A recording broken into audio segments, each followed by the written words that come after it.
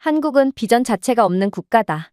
왜냐하면 한국은 나라 자체가 일본을 그대로 따라한 아류 국가일 뿐이고 이로 인해 고평가되고 있을 뿐인 속빈 강정이기 때문이다. 여기 일본 기술자들의 세뇌 때문에 한국을 완전히 개발도상국으로 인지하게 된 영국 마을이 있습니다.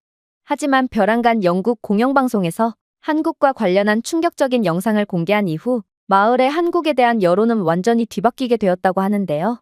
그렇다면 이 영상의 정체는 대체 무엇일까요? 안녕하세요. 저는 영국 출신의 말이라고 합니다. 저는 현재 갓 초등학교에 입학한 아들 도미닉을 혼자 키우고 있는 엄마로 아들을 위해서라면 뭐든지 할 수 있을 만큼 헌신을 위한 준비가 된 상태인데요. 그러나 저는 최근에 엄청난 혼란을 겪게 되었고 정말 뜻밖의 선택을 하게 되었습니다.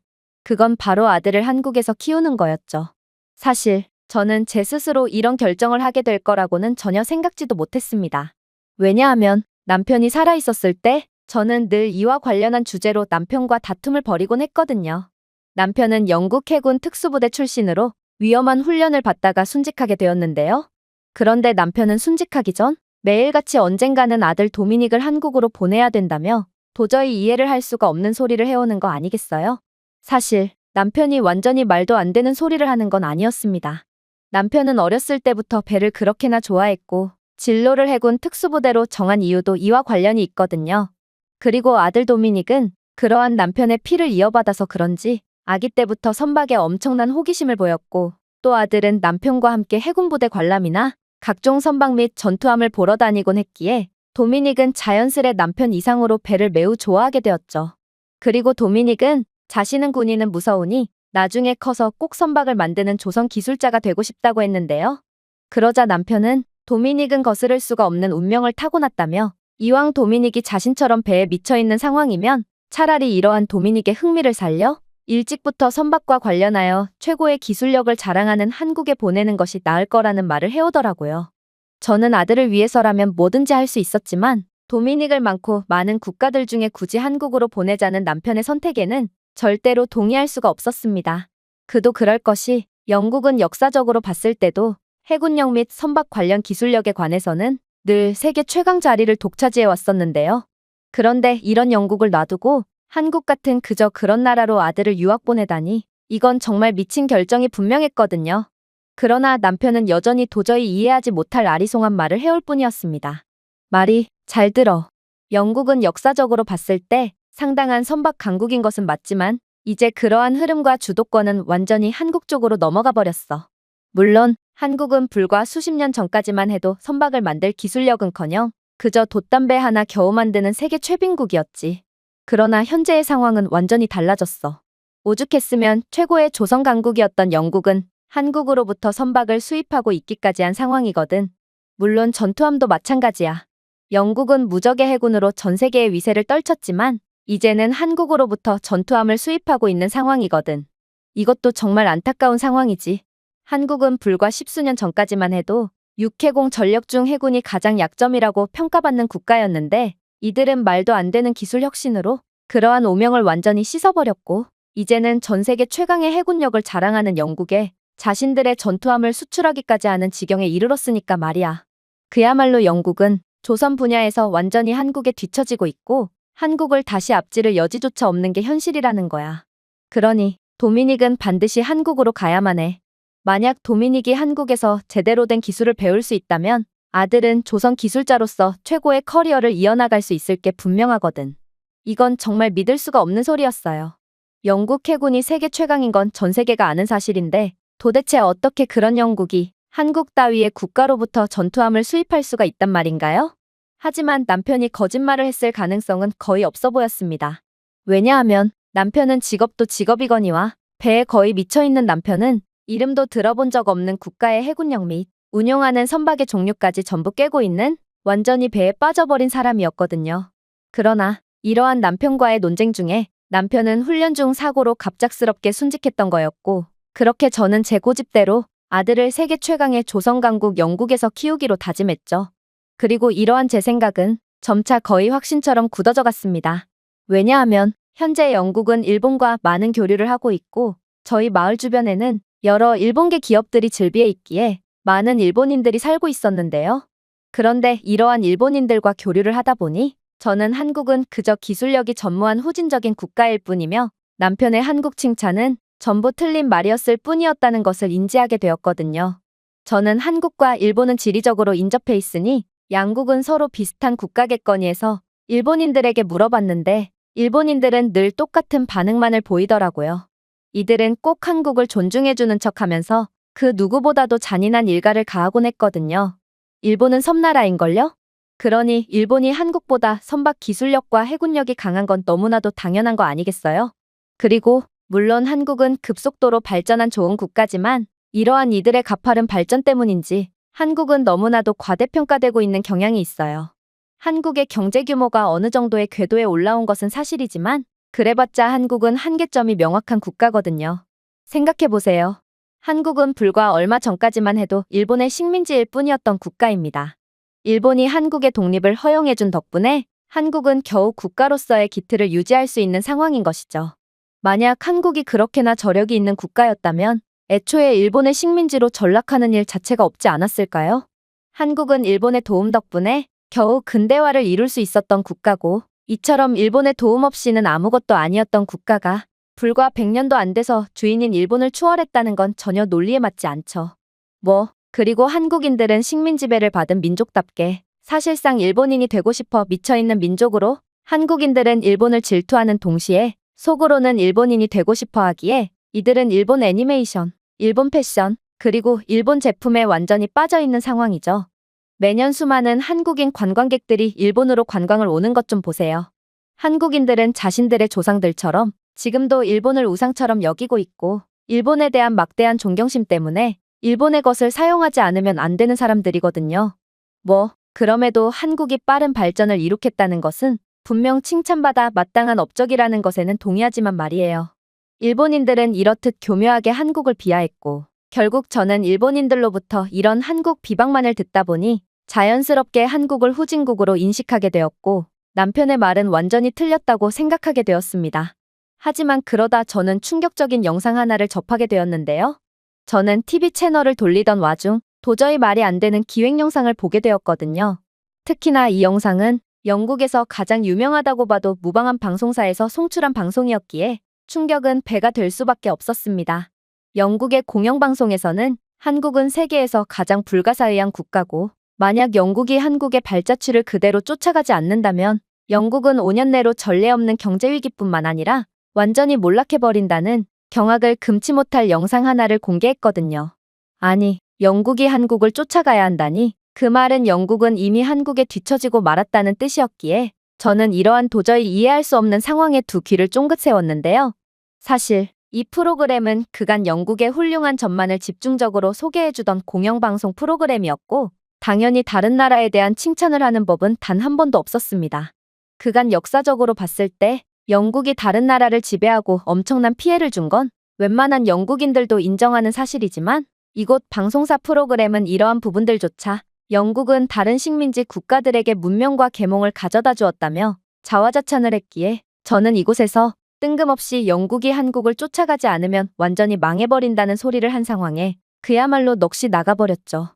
그리고 솔직히 다른 국가도 아니고 별 볼 일 없는 국가처럼 보였던 한국을 그렇게나 두둔하다니 저는 뭔가 알 수 없는 울분을 느끼기도 했습니다. 하지만 이러한 복합적인 감정도 잠시 저는 진행자가 첫 문장을 땜과 동시에 완전히 소름이 돋으며 그 자리에서 선체로 굳어버렸습니다. 모든 국가들에는 저마다의 경제성장에 대한 명백한 한계가 존재합니다. 그리고 이건 조금만 생각해봐도 너무나도 당연한 이야기라고 할 수 있죠. 역사를 통틀어봐도 우리는 개발도상국에서 선진국으로 올라선 국가를 절대로 찾을 수 없거든요. 늘 잘나가는 국가만 잘나가는 게 모두가 쉬쉬하는 국가 경제발전의 핵심이죠. 사실 개발도상국이 선진국으로 도약하는 건 이론적으로 봤을 때 애초에 불가능한 일입니다. 왜냐하면 경제 발전에는 기술 발전이 매우 밀접하게 연관되어 있고 기술 발전은 선진적인 인프라와 압도적인 기존의 기술력을 기반으로 이루어지기 때문에 구태여 예시를 들자면 매번 제곱의 형태로 성장하거든요. 즉, 개발도상국이 1의 발전을 유지할 때 중진국은 4배의 발전을 이룩하지만 선진국은 9배의 발전을 이어나가니 개발도상국이나 중진국들은 아무리 노력한다고 해도 절대로 선진국을 따라잡을 수가 없는 것입니다. 선진국이 개발도상국보다 훨씬 더 가파른 기술 발전을 하는데 어떻게 개발도상국이 선진국의 자리를 넘볼 수가 있겠어요? 그러나 전 세계의 수천 년 역사를 되돌아봐도 오직 한 국가만큼은 이러한 도저히 불가능한 경제 발전을 이룩했고 결국 개발도상국 중에서도 한참이나 뒤떨어지는 최빈국에서 선진국에서도 손에 꼽히는 인류의 선진국으로 도약했습니다. 그리고 그 기적의 주인공은 바로 한국이죠. 영국은 전 세계 역사를 통틀어봐도 항상 선진국의 자리를 공고히 해왔고 또 세계 최강으로서 군림해왔는데 한국은 이런 영국조차 완전히 앞질러버린 상황이거든요. 그리고 확실히 말하건대 만약 영국이 한국을 따라하지 않는다면 영국은 몇 년 내로 이러한 기술 및 경제 발전의 딜레마에 빠지며 완전히 성장 동력을 잃고 추락하고 말 것입니다. 일단 한국이 매우 특별하고 전 세계 역사에 길이 남을 국가라는 건 한국과 일본의 관계만 봐도 알 수 있습니다. 많은 분들이 아시다시피 20세기 중반까지만 해도 한국은 일본에 의해 지배를 당한 역사가 있습니다. 그리고 이는 채 100년도 지나지 않은 비교적 최근의 역사죠. 자, 그렇다면 이번에는 영국과 다른 식민지 국가들을 비교해 봅시다. 영국의 식민지였던 국가들은 아직도 중진국은커녕 개발도상국에서 허덕이고 있고 안타깝게도 이들 국가에서 별다른 희망의 징조는 좀처럼 보이지 않고 있는 상황입니다. 하지만 한국은 다릅니다. 한국은 지배국가였던 일본을 경제적인 측면에서나 기술적인 측면에서나 심지어 1인당 GDP 부분에서도 전부 역전을 해버리는 말도 안 되는 기적을 만들어냈거든요. 이건 100년도 채 지나지 않은 상황이고 특히나 일본의 경제력과 기술력은 전 세계에서도 최고 수준임에도 말이죠. 더욱 놀라운 점은 한국은 모든 면에서 일본을 압도하고 있음과 동시에 세계 최강의 경제대국 중 하나인 일본이 저렴하다는 이유로 일본으로 엄청난 관광을 가고 있다는 것입니다. 일본인들은 자국의 물가가 비싸다며 고통에 신음하고 있지만 한국인들은 일본이 자국의 국내 여행보다 저렴하다며 일본인들을 거의 농락하는 수준으로 아무렇지 않게 일본 물가를 감당해내고 있죠. 특히나 세계적인 인기를 자랑하던 일본 문화는 현재 엄청난 하락세를 이어가고 있는 것과는 달리 한국은 이를 대체하여 세계적인 문화 강국으로 부상했고 이러한 한국의 문화를 가장 좋아하고 선망하는 국가는 다름 아닌 일본이라는 점에서 현재의 일본은 사실상 한국의 21세기판 식민지쯤으로 전락했다는 사실을 알 수 있습니다. 그러나 이러한 한국의 급부상에 따른 좌절감은 그저 일본만이 느끼고 있는 게 아닙니다. 한국이라는 변수의 등장으로 기존의 세력을 양분하던 강대국들은 엄청난 위기에 빠진 상태거든요. 그리고 영국이야말로 한국이라는 강력한 국가의 등장에 상당한 피해를 입고 있는 상황이죠. 저는 진행자의 말에 완전히 숨이 넘어가기 직전이었습니다. 그동안 일본인들이 주장하던 한국인들은 일본인이 되고 싶어 거의 미쳐있다는 말과 일본을 존경하기에 일본을 관광 온다는 주장은 인과관계가 완전히 뒤바뀐 거짓말이었거든요. 오히려 일본인들이 한국인이 되고 싶어하고 또 한국을 존경하고 있고 한국인들은 그저 국내 여행을 가는 것보다 일본을 가는 것이 더 저렴하니 일본을 찾는 거였습니다. 그리고 이러한 한국인 관광객들이 사라진다면 안 그래도 위기 상황이었던 일본 경제는 그야말로 파탄이 나는 상황이었어요. 하지만 무엇보다 중요한 부분은 도대체 한국의 위상이 높아진 것과 이로 인해 영국이 상당한 위기에 처해 있는 것이 무슨 상관관계가 있냐는 거였습니다. 결국 저는 마른 침을 꼴깍 삼키며 긴장한 채 진행자의 말을 계속해서 경청했어요. 영국과 일본은 조선 분야에서의 전통적인 강국이었습니다. 그도 그럴 것이 양국 모두 전통적으로 강한 해군력을 갖고 있고 그동안 이러한 조선 기술력을 통해 막대한 이익을 거둬온 상황이었죠. 정말로 영국과 일본이 이러한 조선 기술력을 수출하지 않았다면 안 그래도 혁신이 부족해 내리막길을 걷고 있는 양국의 경제 상황은 더욱 처참했을 거라는 데에는 이견의 여지가 없습니다. 그리고 이러한 위기의 상황에 최근에는 대형 사건이 터지게 되었죠. 그건 바로 사우디아라비아에서 50조 원 규모의 조선 수주 경쟁을 입찰했기 때문입니다. 사우디아라비아는 세계에서 가장 부유하고 전략적인 위치에 존재하고 있는 국가로 주요 글로벌 석유 운송 경로를 통제하고 있는데 사우디는 이러한 자신들의 경제 구조에 도움이 되는 선박을 만들어줄 국가를 찾고 있었거든요. 이건 정말 전 세계 국가들 모두에게 엄청난 기회라고 할 수 있었어요. 50조라는 막대한 금액도 매우 중요했지만 이러한 계약을 통한 사우디아라비아와의 관계 강화는 중동에서의 장기적인 경제적 정치적 영향력을 행사할 수 있도록 할 수 있었거든요. 만약 사우디아라비아가 이번 입찰에서 승리하는 국가의 선박으로 전환하게 된다면 다른 걸프 국가들도 이를 따를 확률이 높고 이는 막대한 추가 수익을 창출할 기회라는 뜻이었는데요. 이에 대한 잠재한 이익까지 따져보자면 이번 수주 계약은 사실상 130조 원을 넘는 역사의 길이 남을 초대형 계약인 셈이었고, 이번 계약을 따내는 국가는 역대급 이익을 얻고 국가의 운명까지 바꿀 수 있게 되는 상황이었습니다. 물론 이러한 초대형 계약에 영국과 일본 같은 전통적인 조선 강국뿐만 아니라 세계에서 날고 긴다는 각종 기술 강국들은 죄다 이번 입찰에 뛰어들었으므로 이번 사우디의 입찰은 그야말로 역대급의 경쟁률을 보이며, 도대체 이번 사업을 따낼 국가는 누가 될 것인지에 대한 전 세계적인 관심이 몰렸습니다. 그리고 여러 전문가들은 그럼에도 영국과 일본이 이번 경쟁에서 가장 유력한 국가라고 예상했죠. 왜냐하면 영국의 BAE 시스템즈는 사우디 왕립 해군과 오랜 계약을 맺고 있으며 50년 넘게 사우디아라비아 해군 함대에 공급해 왔을 뿐더러 일본의 미쓰비시와 가와사키 중공업은 사우디 아람코의 주요 유조선 공급업체였거든요. 즉, 영국과 일본은 이러한 사우디와의 역사적인 관계를 바탕으로 새로운 사우디 조선소 계약을 따낼 것으로 예상됐습니다.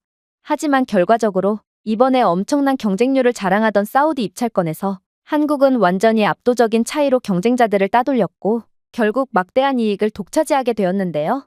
현대중공업은 사우디 아람코와 협력하여 중동에서 가장 큰 조선소인 킹살만 글로벌 해양 산업단지를 건설하게 되었고, 한국의 삼성중공업과 대우조선해양은 완전히 통합된 조선 생태계를 설계하여 사우디아라비아가 현지에서 선박을 건조 유지 수리할 수 있도록 하기로 계약했거든요.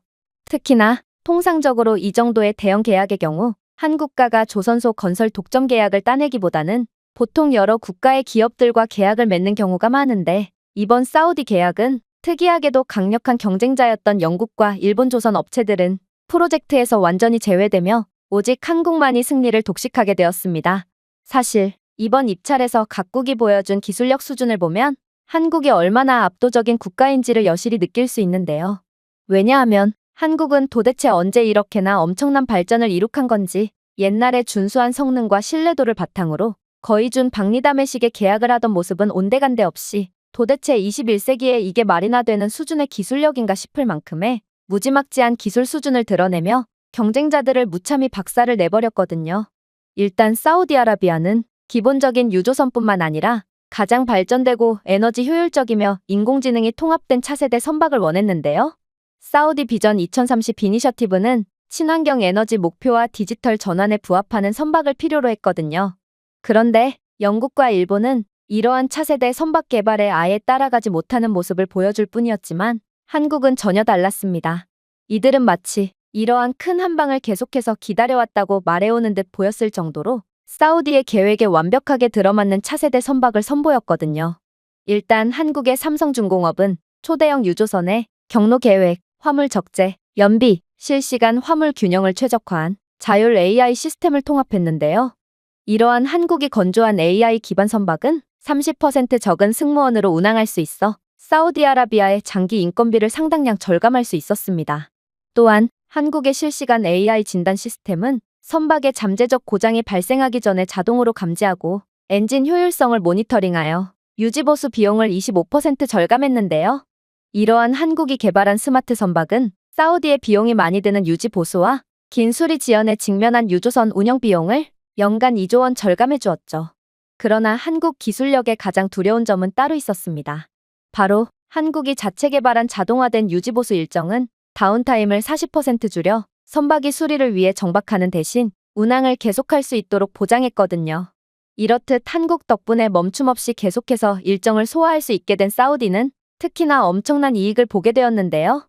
왜냐하면 사우디는 한국과의 계약을 통해 50조 원이라는 웬만한 나라의 국가 1년 예산과 맞먹는 금액을 지불해야 하지만 사우디의 원유 수출 규모를 고려해 볼 때 한국과의 계약 덕분에 더는 중단 없이 원유 수출을 이어나갈 수 있으므로 그 이상의 이익을 얻어갈 수 있는 상황이거든요. 즉, 한국은 이번 계약을 통해 엄청난 이익을 받고 몇몇은 이러한 한국을 보고 운이 좋은 국가라고 말할 수도 있겠지만 오히려 한국의 강력한 기술적 수혜를 입은 국가는 사우디고 한국과 계약을 하게 된 사우디야말로 진정한 승리자라는 말입니다. 저는 이러한 진행자의 발언에 정말 극도로 겁에 질려 숨이 넘어가기 직전이었는데요. 한국이 이렇게나 압도적인 국가일 줄은 상상조차 못했고 이건 한국은 영국과는 비교도 안 되는 기술 강국이었다는 말과 다름이 없었거든요. 그러나 저는 일말의 희망이라도 가져봤습니다. 한국이 이 정도인데 영국도 숨겨왔던 저력을 보여줬을 게 분명했거든요. 그러나 진행자는 계속해서 절망적인 이야기만 해올 뿐이었죠. 하지만 영국과 일본은 이러한 한국과 비교했을 때 기존의 기술력에 비해 전혀 차별점을 만들어내지 못했습니다. 영국과 일본 선박은 전통적인 항해 및 화물 관리 시스템에 의존할 뿐이었고 더 많은 승무원과 더 높은 운영 비용을 요구했거든요. 심지어 영국과 일본 선박들은 값비싼 수작업 유지 보수가 필요했기 때문에 잦은 고장과 긴 수리 시간이 필요하기도 했죠. 특히나 현재 사우디 소유의 일본산 유조선은 한때 일본에서 엔진 부품을 구입하기 위해 3개월을 기다려야 했고 결국 사우디는 수십억 규모의 수익 손실을 입게 되기도 했습니다. 하지만 한국산 스마트 유조선은 그러한 문제를 스스로 진단하고 현지 수리를 제한하여 대기 시간을 며칠로 단축할 수 있었기에 사우디는 더 이상 영국이나 일본에서 부품과 기술자를 기다리는 몇 주 동안 막대한 손실을 보지 않아도 되게 되었죠. 하지만 놀랍게도 사우디가 한국에 가장 관심을 보였던 부분은 따로 있습니다. 한국은 상대방이 원하는 것을 귀신같이 파악하고 준비하는 국가로 이번에도 다른 국가들은 생각조차 못했던 부분을 간파하고 믿기지 않는 모습을 보여줬거든요. 바로 한국은 사우디아라비아를 위해 친환경 유조선을 개발해줬기 때문입니다. 많은 사람들이 친환경이라는 말에 이젠 질린다며 한숨을 내쉴지도 모르겠지만 친환경은 적어도 사우디에게 있어선 매우 중요한 부분입니다.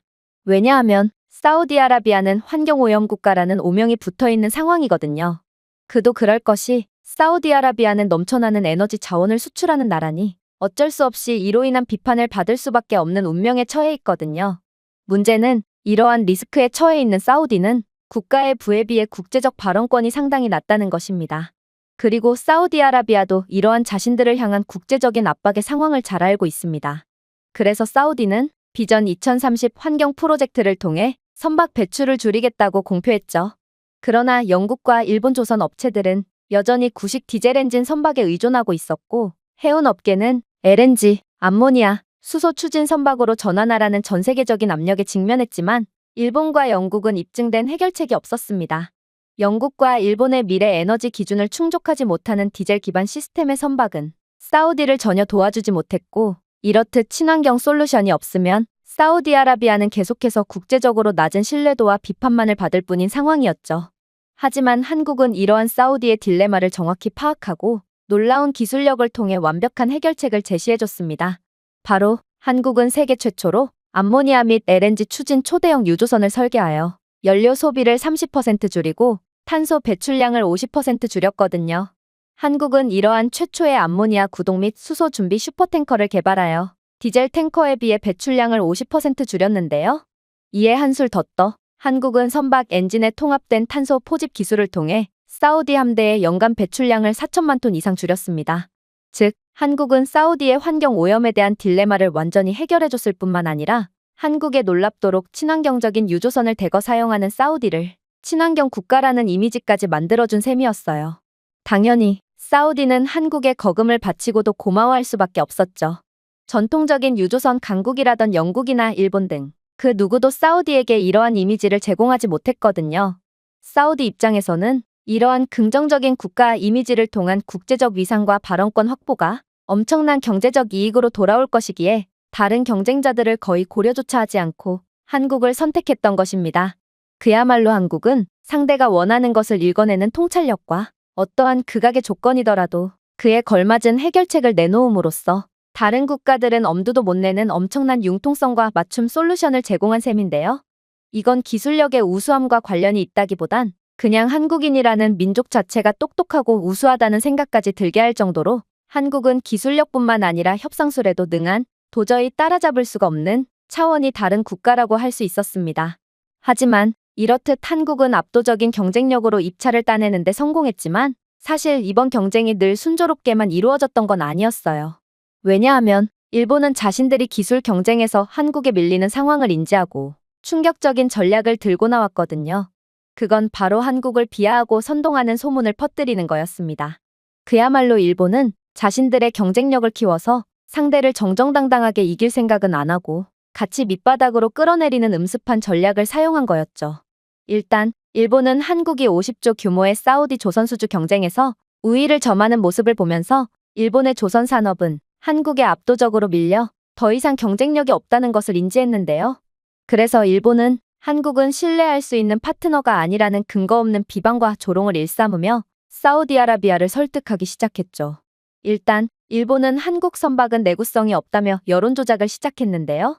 일본 언론들은 한국산 선박의 내구성이 낮다고 주장하여 사우디아라비아가 한국을 선택할 경우 선박을 더 자주 교체해야 할 것임을 시사했거든요. 또한 일본 조선 업체들은 한국 선박이 너무 빨리 건조되었다라며 품질이 저하되었을 것이라고 주장했는데요. 그들은 한국 유조선들이 과도한 유지보수가 필요하여 장기적으로 더 많은 비용을 치르게 될 것이라는 소문을 퍼뜨렸습니다. 그리고 이러한 선동에 결국 전 세계 전문가들이 전부 달라붙어 사실을 체크하기 위해 움직였죠. 그런데 그 결과는 정말 충격적이었습니다.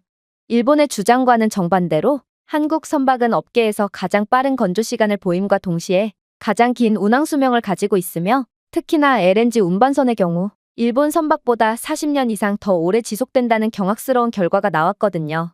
그도 그럴 것이 한국은 선박 내구성을 연장하는 고강도 내식성 강철을 개발한 반면 일본은 여전히 오래된 소재에 의존하고 있는데요. 또한 실제로 머스크와 MSC를 포함한 글로벌 해운 회사들은 한국의 조선 업체에서만 독점적으로 선박을 주문을 하고 있다는 사실까지 드러나면서 한국의 선박은 세계에서 가장 신뢰할 수 있다는 것을 증명했습니다. 즉, 일본의 날조는 도리어 한국의 조선 업체들은 건조를 세계에서 가장 빠르게 할 뿐만 아니라 이렇게 신속하게 만들어진 선박은 성능도 완벽하다는 것이 만천하에 공개한 셈이었는데요. 일본이 그냥 가만히만 있었다면 이러한 한국의 강점은 이번 기술 경쟁을 입찰한 사우디만 알았을 텐데 이젠 전 세계가 한국의 우수성을 인지해버렸으니 남은 다른 조선 기술 경쟁도 한국이 싹 다 먹어치울 것임은 5살짜리 어린아이도 손쉽게 인지할 수 있을 것처럼 보였어요. 그러나 일본은 끈질겼죠. 이들은 은근슬쩍 한국의 AI 기술은 마케팅 속임수일 뿐이라며 한국이 구현해낸 기술까지 비하하기 시작했는데요. 일본은 한국의 스마트 선박 기술이 과장된 판매 전술에 불과하다고 주장하며 한국의 인공지능 기반 선박에 대한 신용을 떨어뜨리려고 시도했고, 일본 관리들은 한국의 조선업에서의 인공지능은 신뢰할 수 없으며 한국이 진정한 해결책을 제공하는 것이 아니라 사우디를 이용해서 실험을 하고 있다고 주장했습니다. 그러나 이러한 한국의 인공지능 기반 선박은 이미 카타르에 도입된 상태였고 실제로 카타르는 한국의 AI 시스템 선박 덕분에 승무원 수를 30% 줄이고 연료 효율성을 최적화하여 엄청난 비용 절감에 성공한 상황이었는데요. 특히나 삼성중공업과 현대중공업은 일본이 이루지 못한 완전 자율항법 기술을 개발했으며 한국의 스마트 선박은 AI 지원 운항에 대한 국제인증까지 받았다는 사실이 밝혀지면서 국제 여론은 곧바로 일본에 엄청나게 불리하게 작용했습니다. 일본은 국제인증까지 받은 한국을 무작정 비하하는 그야말로 문명국으로서 해서는 안 될 행동을 서슴지 않고 있었거든요. 결국 일본의 비방은 자국의 약점만 드러낸 꼴이 되었습니다. 일본은 한국의 선박이 내구성이 부족하다고 거짓으로 주장했지만 한국 선박은 일본 선박보다도 훨씬 오래 지속되었고 일본은 한국의 AI 기술을 신뢰할 수 없다고 거짓으로 주장했지만 한국은 스마트 조선 분야의 글로벌 리더인 반면 일본은 아예 차세대 기술 자체를 개발하지 못한 상황이었거든요. 또한 일본은 한국의 차세대 선박이 입증되지 않았다고 거짓으로 주장했지만 한국은 이미 국제적으로 친환경 선박 주문을 받고 있는 상황이고 실제로 카타르, 노르웨이 등에서 성공적으로 운용되고 있는 상태였습니다. 일본의 한국의 조선 우위를 약화시키려는 시도는 역효과를 낳았을 뿐이었고 한국의 명성을 훼손하는 대신 일본의 경쟁력 저하와 혁신 실패만 부각시킨 꼴이 되었습니다. 유효한 기술적 우위도, 인공지능 솔루션도, 친환경 에너지 선박도, 제때 건조할 수 있는 능력도 없는 일본은 공허한 비방 외에는 아무것도 남지 않았고 그마저도 비참하게 실패해버렸는데요.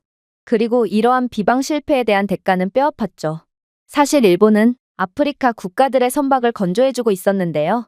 그야말로 일본은 한국이 마진이 별로 안 남는다고 생각해서 주의를 기울이지 않았던 부분을 야금야금 주워먹으며 얼마 안 되는 이익을 갉아먹고 있는 상황이었지만 일본은 이번 사건으로 인해 자국의 치명적인 기술적 한계를 드러내고 말았고 결국 아프리카 국가들로부터도 대규모 계약 취소가 들어오게 되었거든요.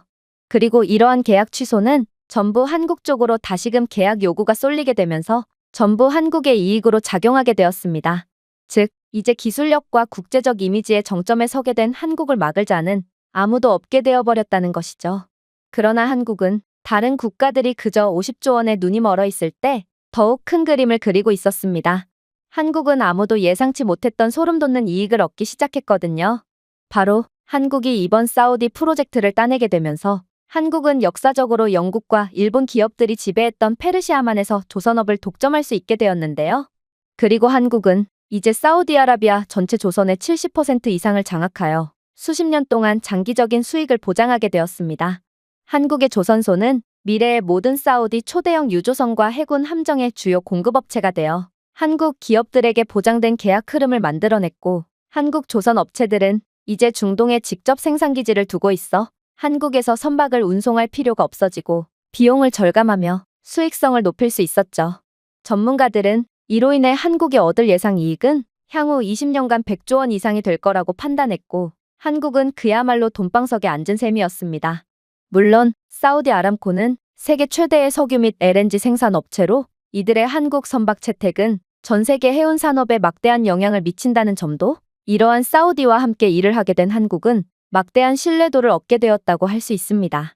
한국은 이번 계약을 수주함으로써 해양 산업에서 가장 빠르게 성장하고 있는 LNG 기반 조선 분야에서 우위를 확보하게 되었는데요. 한국은 사우디아라비아의 LNG 추진 초대형 유조선의 독점 공급국이 되어 새로운 산업 표준을 세웠을 뿐만 아니라 이 거래는 한국의 신뢰도를 높였고, UAE, 쿠웨이트, 카타르와 같은 다른 산유국들로부터 더 많은 LNG 선박 주문을 이끌어냈거든요. 실제로 현재 한국 LNG 선박 기술은 거의 국제 표준이 된 상황이고, 한국의 친환경 및 AI 통합 폐운 솔루션에 대한 국제적 수요가 증가해서 한국은 2040년까지 걸프 국가들로부터 향후 LNG 조선 계약에서 500조 이상의 수익을 올릴 것으로 예상되는 상황입니다. 즉, 한국은 기존의 영국과 일본이 독차지하고 있던 첨단 조선 산업을 완전히 가로채갔고, 이제 기술력에서 완전히 밀린 두 국가는 앉아서 손가락만 빨게 되었다는 뜻인데요. 한국의 이러한 압도적인 기술력이 만천하에 드러나자 영국과 일본의 향후 GDP 성장률 추이는 급격하게 평가절하된 것만 봐도 한국의 급부상은 다른 기존의 열강들에게 얼마나 큰 위협과 수익 감소로 작용하는지를 잘 알 수 있고, 영국은 그간의 국제적 명성에 취해 안일함으로 기술력 발전을 게을리한 대가를 치르게 된 것입니다. 한국은 이제 조선산업뿐만 아니라 각종 첨단 분야에서 확고한 글로벌 리더로 자리매김하고 있고, 특히나 이미 일본이 우세를 점하던 모든 분야를 가로채며 수익을 보장하고 있는데요. 그리고 영국도 점차 기존의 독점을 하다시피 하고 있던 분야를 한국에 의해 빼앗기고 있는 상황이므로, 만약 영국이 한국처럼 기술력 발전에 국가의 사활을 걸지 않는다면 영국은 그야말로 완전히 몰락을 하게 될 수밖에 없습니다. 방송은 거의 1시간쯤이나 되었지만 저는 너무나도 긴장을 하면서 방송을 시청하다 보니 체감상 1시간은 5분처럼 짧게 느껴졌는데요. 그리고 한국의 말도 안 되는 저력을 몸소 느낀 저는 그대로 힘이 풀려 바닥에 주저앉고 말았습니다. 일본인들은 한국을 그렇게나 돌려가며 한국을 후진국쯤으로 묘사하고 있었지만 실상은 그 반대였고, 일본인들은 그저 한국에 대한 열등감으로 인해 한국에 대한 날조를 이어나갔던 거였죠. 그리고 저는 먼저 세상을 등진 남편이 옳았음을 느끼며 그간 멍청한 생각을 하며 남편의 생각을 부정했던 제 자신의 한심함을 느껴 눈물을 흘리고 말았습니다. 정말로 꼭 조선 분야가 아니더라도 아들의 가치를 더욱 인정받게 만들 국가는 바로 한국이었고, 저는 한국이 아니면 안 되겠다는 확신에 가까운 감정을 느끼게 되었는데요. 그래서 저는 그 즉시 아들과 함께 한국으로 답사를 가기 위해 한국행 비행기표를 예매해둔 상태입니다. 과연 한국은 저희에게 어떠한 놀라운 모습을 보여줄 것인지 저는 기대감과 호기심에 요즘 잠을 통 못 이루고 있을 정도랍니다. 제가 준비해온 내용은 여기까지입니다. 끝까지 시청해주셔서 진심으로 감사드리며 여러분들의 구독과 좋아요, 알림 설정은 영상 제작에 큰 힘이 됩니다. 이상 세모튜브였습니다. 여기 말도 안 되는 소방해산 삭감으로 인해 밥도 제대로 못 먹고 쫄쫄 굶으며 목숨을 건 임무를 수행하고 있는 스페인의 소방대원들이 있습니다. 그런데 생계 문제 등 현실적인 문제 때문에 소방관이라는 직업을 포기할 생각까지 하던 이들 앞에 한국인 아주머니 한 명이 나서기 시작했고, 이내 이곳 소방서는 경악을 금치 못할 변화를 맞이하게 되었다고 하는데요. 그렇다면 이들에게는 대체 어떤 일이 일어났던 것일까요? 안녕하세요. 저는 스페인 출신의 안토니오라고 합니다. 저는 현재 스페인 중소도시에서 소방관으로 재직 중인데요. 스페인에서 소방관이라는 직업의 위상이나 이미지를 묻는다면 저는 일말의 고민도 하지 않고 모든 직업 중에 가장 높은 수준이라고 말할 것입니다. 하지만 그렇다고 해서 제가 소방관이라는 직업을 남들에게 추천을 하냐고 물어본다면 저는 역시나 일말의 고민도 하지 않고 추천하지 않는다고 대답할 것이죠. 왜냐하면 소방관은 분명 명예로운 직업이지만 경제적인 풍요로움을 보장하는 직업은 아니거든요. 정말로 적어도 저희 같은 중소도시의 소방서만큼은 스페인의 경제 상황이 흔들릴 때면 예산 삭감 부분에 있어서 가장 직격탄의 피해를 받곤 했고, 특히나 저희는 다른 소방서들보다 훨씬 많은 관할구역을 담당하면서도 예산은 가장 적었기에 소방관으로서의 깊은 사명감을 가졌음에도 현실적인 여건에 못 이겨 다른 직업을 구하는 동료들도 속속들이 발생했습니다. 그리고 확실히 말할 수 있는 부분은 요즘이야말로 저희 소방서에 있어서 가장 힘든 시기라는 것이죠. 그렇게나 사명감 높았던 저희 소방서가 퇴사율 전국 1위의 오명을 안게 된 이유는 간단했습니다. 그건 바로 중국인들의 스페인으로의 쇄도 때문이었죠. 최근 들어 엄청난 숫자의 중국인들이 유럽 및 스페인으로 유입되고 있고, 이에 더해 중국 자본까지 스페인으로 계속 침투해오고 있거든요. 처음에 중국인들의 유입은 저희에게 꽤 긍정적인 부분으로 작용했습니다. 중국발 자본은 아무런 인프라도 없는 저희 마을에 학교를 지어준다거나 소방 장비를 보급해준다거나 하며 환심을 샀거든요. 저희처럼 모든 게 부족한 작은 도시에 여러 인프라가 생기다니 당연히 마을 주민들의 중국에 대한 지지는 급속도로 높아져만 갔습니다. 하지만 중국인들에겐 공짜란 존재하지 않았고 저희는 이러한 중국인들의 투자에 대한 대가를 치러야만 했죠. 중국인들은 끝을 모르고 스페인 깊숙한 곳까지 침투하기 시작했고 자본을 통해 스페인 정치 관료들을 구워 삼기 시작했거든요. 또 각종 기관의 핵심 인사들과 결탁한 이후 여러 중국인 우대 정책이나 중국인 위주의 다문화 정책을 주도하기 시작했는데요. 결국 스페인 본토 사람들은 점차 설 자리를 잃어갔고 그 자리는 물밀듯 밀려오는 중국인들이 전부 독차지해버렸습니다. 그리고 안 그래도 저희 도시의 예산은 부족한 상황이었는데 이러한 얼마 안 되는 예산마저 전부 중국인 우대 정책을 시행하는 데 사용되었기에 결국 저희는 그야말로 완전히 말라비틀어져 갔죠. 그리고 이러한 중국인 우대 정책에서 가장 큰 피해를 본 건 바로 저희 소방대원들이었습니다. 지자체는 예산 부족을 이유로 소방 관련 예산을 대폭 삭감해버렸고 저희는 이제 소방 장비마저 사비로 구매해야 할 지경에 이르렀거든요. 안 그래도 저희는 넓은 지역을 매우 한정된 인원으로만 커버하고 있었고 정말 다른 소방서에 비해 몇 배는 바쁘게 일하고 있었는데 여기에 인력 감축으로 인해 아예 상황에 따라 출동을 포기해야 하는 지경에 이르게 된 것입니다. 이러한 상황에서 저희 팀은 한 번은 대형 화재 신고를 받고 다른 사소한 신고를 제쳐둔 채 출동을 나간 적이 있었는데요. 그런데 알고 보니 중국인 주민이 외출을 해야 하는데 차량이 고장나서 시동이 안 걸린다는 이유로 차량 수리를 위해 저희를 거짓말로 출동시킨 거라는 사실이 밝혀졌고 이 중국인은 차량 출장 수리를 맡기면 돈이 많이 드니 저희에게 무료로 고쳐달라며 넉살까지 부렸기에 대원들 모두는 소방관이라는 직업에 대한 현타까지 느끼며 완전히 주저앉고 말았습니다. 그렇게나 명예롭던 소방관이라는 직업이 그저 중국인의 방문 수리기사쯤으로 전락해버리다니 이건 도저히 감당이 안 되는 상황이었거든요. 그러다 한 번은 정말 충격적인 사건이 터지게 되었습니다. 그건 바로 중국 식품회사와 시의회가 결탁을 하고 소방관 식사를 전부 싸구려 중식 식단으로 바꿔버렸기 때문입니다. 중국 업체는 시들어버린 채소와 거무튀튀한 기름만 둥둥 떠다니는 영양가 없는 싸구려 국물만을 내오기 시작했고 결국 대원들은 매번 배탈과 영양 불균형으로 고통받아야 했는데요.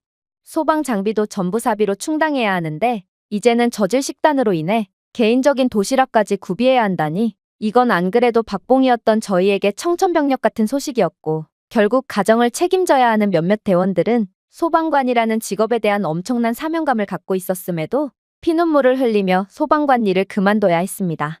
당연히 힘들기로 악명 높은 저희 소방서로 발령받고 싶은 인원도 없었거니와 저희는 새로운 인력을 받을 만한 예산도 전무했기에 그렇게 그 피해는 고스란히 시민들에게 전가될 수밖에 없었죠. 저희는 더 이상 제때 출동할 수 없었고 그 때문에 시민들은 불이 나도 자신의 집이 화마에 집어삼키는 것을 가만히 지켜보고만 있어야 했거든요. 그렇게 저희 모두는 소방관이라는 명예로운 직업에 대한 현타까지 느끼며 사명감이라는 것이 완전히 사라져버렸고 단체 퇴직까지 준비하게 되었습니다. 그때 등장한 게 바로 한국인 성희 아주머니였습니다. 사실 성희 아주머니는 마을에서 상당히 유명한 분으로 정기적으로 한국 반찬을 만든 뒤 지역 주민들에게 나눠준다거나 하며 개인주의적인 마을의 분위기를 완전히 바꿔놓은 대단한 사람이었는데요. 특히나 아주머니는 정기적으로 한식 쿠킹 클래스까지 열며 지역 주민들에게 무료로 한국 음식을 만드는 법을 알려주기까지 하고 있었기에 매번 차갑고 개인주의적인 분위기만 자랑했던 마을은 매번 성희 아주머니를 중심으로 하나가 되어 뭉칠 수 있었죠. 그런데 그런 성희 아주머니는 저희 소방서의 상황을 유심히 보는 듯 싶더니 이내 충격적인 해결책을 제시해 오는 거 아니겠어요?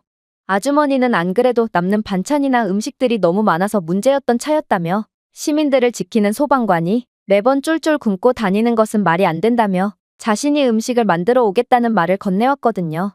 사실 저희가 아무리 헌신적으로 임무에 매진한다고 해도 정작 저희에게 관심을 갖는 사람들은 전혀 없었다는 점을 고려한다면 한국인 아주머니의 호의는 정말 놀라울 정도였는데요. 심지어 성희 아주머니가 가져오신 음식들도 정말 대단했습니다. 일단 성희 아주머니는 소방서로 불고기 요리를 가져오셨는데 불고기는 간장, 마늘, 참기름에 절인 살코기 소고기 요리로 근육 회복과 체력을 위한 고단백 철분이 풍부한 식사를 제공했죠. 정말로 매번 씻은 채소와 영양가가 전혀 없는 기름 국물만이 제공되던 중식을 꾸역꾸역 먹어대던 저희에게 불고기는 한 줄기 희망과도 같은 역할을 수행했는데요.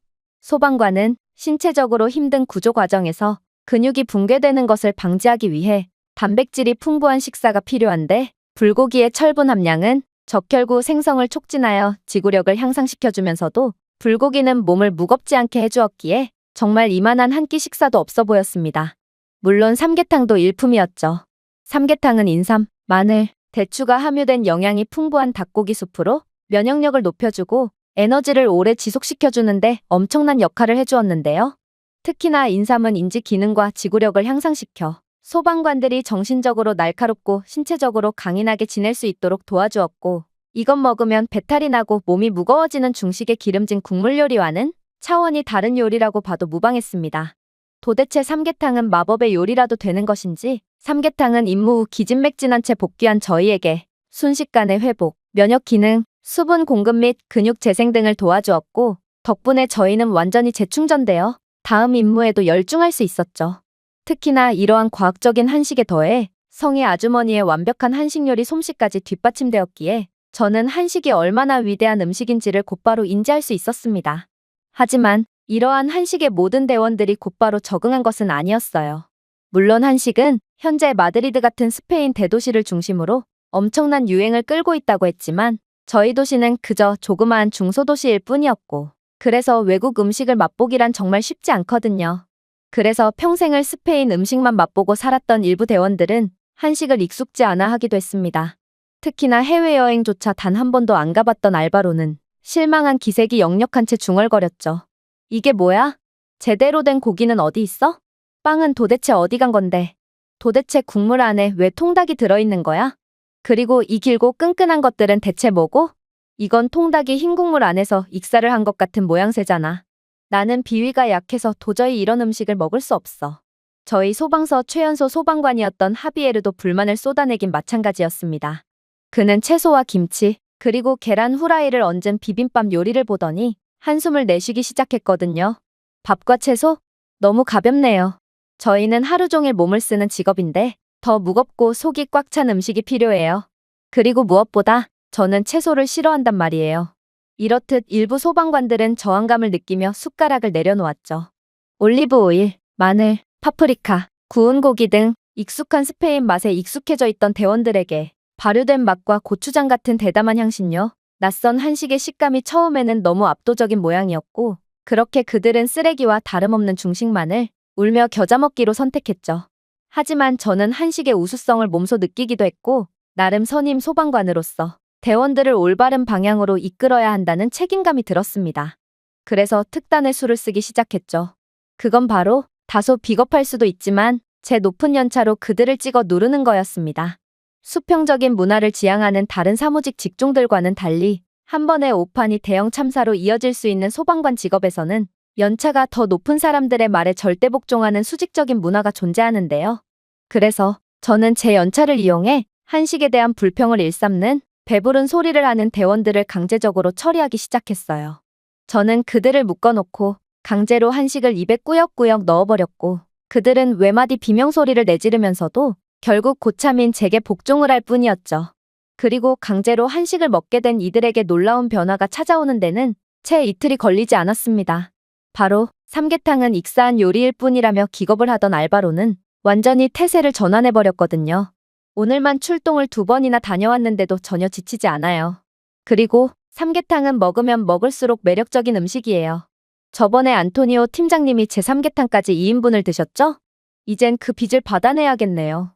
그는 본인이 버린 삼계탕을 먹은 제게 이제 와서 그때 빚졌던 삼계탕을 돌려내라고 하극상까지 벌였죠. 삼계탕의 뜨거운 국물에 연신 콧물을 훌쩍거리면서 국물을 맛보던 알바로였기에 저는 그가 대체 삼계탕의 깊은 맛을 이해하면서 식사를 하는 건지 아니면 자신의 콧물의 맛을 느끼면서 식사를 하는 건지 몰라 제발 코를 좀 풀고 식사를 하라며 핀잔을 주기도 했는데요. 그러나 그는 밥 먹을 때는 걔도 안 건드린다며 짜증 섞인 하극상을 반복할 뿐이었고 저는 태세를 완전히 전환하며 한식에 완전히 정신이 나가버린 그의 모습에 황당함만을 느낄 뿐이었습니다. 물론 채소는 싫으니 고기를 달라며 투정을 부리던 최연소 소방관 하비에르도 마찬가지였어요. 저는 지금 상황이 어떤 상황인데 반찬 투정 따위를 하는 그의 입을 벌리고 비빔밥을 손으로 한 움큼 집어 그대로 그의 목구멍 속으로 꾸역꾸역 집어넣어 버렸는데요. 그런데 그는 거의 발작을 하며 살려달라고 빌 때는 언제고 이제는 비빔밥이 제공되지 않는 날에는 성희 아주머니께 제발 비빔밥을 가져다 달라며 칭얼거리기까지 하는 지경에 이르렀죠. 사실 비빔밥은 그저 밥과 채소처럼 보이지만 영양소의 완벽한 균형을 이루는 완전식품인데요. 쌀은 에너지를 주고 달걀과 고기는 단백질을 공급하며 김치는 소화를 돕고 장 건강을 회복하는 데 중요한 역할을 하거든요. 특히나 매번 채소는 뒷전에 고기만을 고집하던 하비에르는 만성 소화불량까지 달고 살았기에 출동에 지장에 가는 경우도 종종 있었습니다. 하지만 그러한 하비에르는 비빔밥 식단 덕분에 더욱 가벼운 몸을 가짐과 동시에 소화불량까지 씻은 듯이 나아버렸고 그는 살면서 더부룩함을 느끼지 않은 적은 처음이라며 한식의 존경의 반응까지 보였죠. 결국 성희 아주머니의 한식을 맛본 대원들은 이제야 음식다운 음식을 먹어본다며 거의 오열을 했고 사명감은 있었지만 현실적인 문제 때문에 일을 그만두기 직전까지 갔던 저희였기에 상황은 더욱 극적이라고 할 수 있었습니다. 특히나 대원들은 모두 한식 덕분에 훨씬 더 가벼운 몸과 건강한 신체를 가질 수 있었고 이를 통해 효율성이 올라가서 출동을 훨씬 더 빠르게 할 수 있었는데요. 놀랍게도 소방해산 삭감 이후로 느려진 출동 때문에 불이 나면 끝이라며 벌벌 떨던 지역 주민들은 한식 때문에 빨라진 저희의 출동을 보고 점점 더 소방서의 중요성을 깨닫기 시작하더니 이내 저희를 위해 뭉쳐주기 시작했어요. 그동안 개인주의의 문화에 찌들어 단합이라곤 꿈도 꿀 수 없었던 마을 주민들은 성희 아주머니를 중심으로 뭉치기 시작했고 결국 시의회에 모여 소방 예산을 증액하라며 시위까지 벌이기 시작했거든요. 사실 스페인처럼 개인주의가 극심한 국가에서는 이렇듯 단체 행동을 보이는 법이 거의 없기에 시의회는 적잖이 당황한 모양이었고 그렇게 울며 겨자 먹기로 주민들의 말을 수긍하며 쥐꼬리만큼의 예산을 증액하게 되었는데요. 저희 소방서는 그렇게 받은 예산을 전부 성희 아주머니께 헌납하며 쓰레기와 다름없는 중식단을 전부 폐기한 뒤 성희 아주머니를 저희 소방서의 새로운 주방장으로 모셨습니다. 그리고 아주머니는 한식 클래스를 듣던 지역 주민들을 보조 요리사로 선택함으로써 이제야 체계적인 식사를 만들기 시작했죠. 여러 지원을 받게 된 성희 아주머니는 정말 믿기지 않는 음식들을 만들어주기 시작했습니다. 물론 한식은 최고의 음식이었지만 그래도 저희는 평생을 스페인 음식을 먹고 자란 스페인 사람으로서 가끔은 본능적으로 스페인 음식이 그리워지는 것은 어쩔 수가 없었는데요. 그런데 성희 아주머니는 그런 저희의 마음을 귀신같이 읽고 한식과 스페인 음식을 혼합하여 최고의 요리를 만들어주셨거든요. 성희 아주머니는 한국의 음식인 죽과 스페인의 빠에야를 혼합하여 빠에야 죽을 만들어주셨는데요. 한국의 전통 음식인 닭죽은 사프란, 새우, 홍합으로 조리한 빠에야 스타일의 해산물 죽으로 대체되었고 여기에 올리브 오일과 훈제 파프리카가 풍부함과 깊이를 위해 추가되었죠. 해산물은 단백질과 필수 미네랄을 제공하여 근육 회복을 촉진해 주었고 사프란에는 항산화제가 함유되어 있어 힘든 작업 후 염증을 줄이는 데 도움이 되었는데요. 특히나 쌀은 소화가 잘 되는 탄수화물을 제공하여 장시간 동안 피로를 예방했기에 이건 그야말로 몸을 쓰는 직업을 가진 저희들에게 완벽한 요리라고 할 수 있었습니다. 당연히 고향의 맛을 다시금 느낀 대원들은 환호했고, 저는 어떠한 요리와 결합되어도 무궁무진하게 응용될 수 있는 한식의 우수성에 혀를 내두를 수밖에 없었습니다.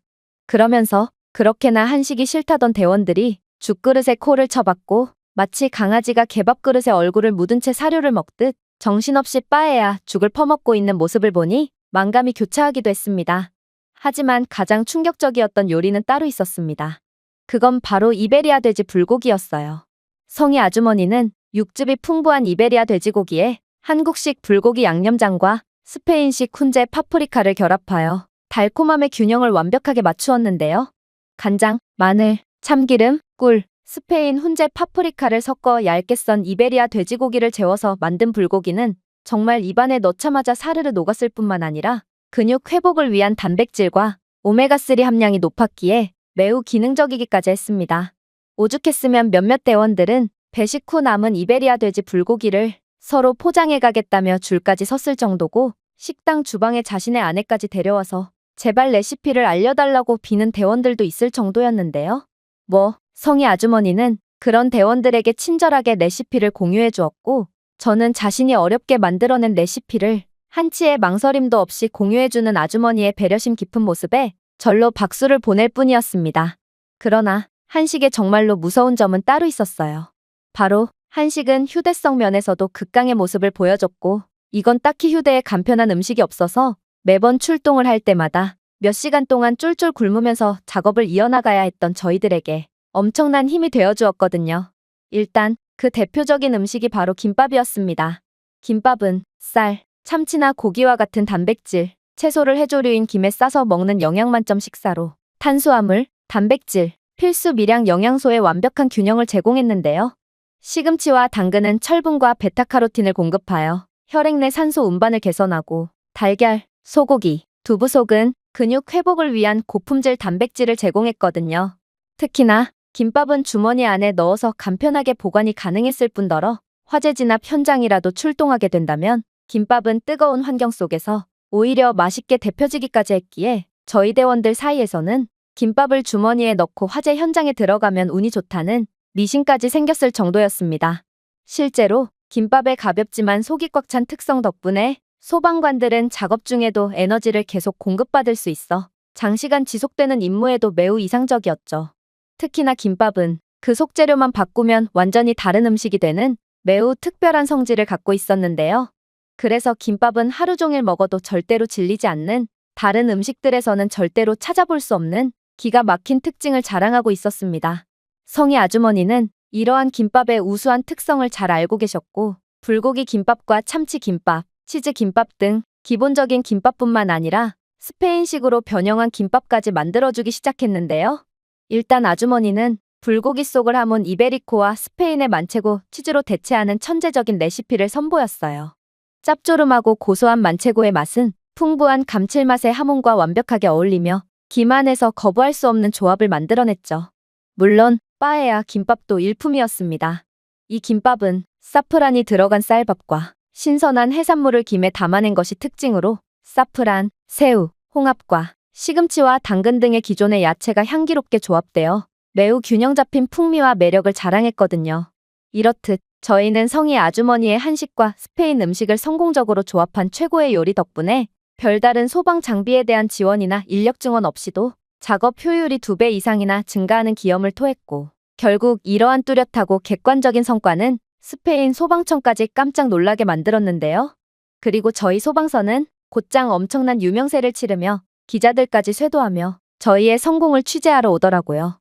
실제로 성희 아주머니가 만든 한식과 한식의 우수성 및 이를 기반으로 한 저희의 각종 놀라운 성과는 스페인 지역 일간지뿐만 아니라 공영방송에까지 대서특필하며 매우 유명해졌는데요.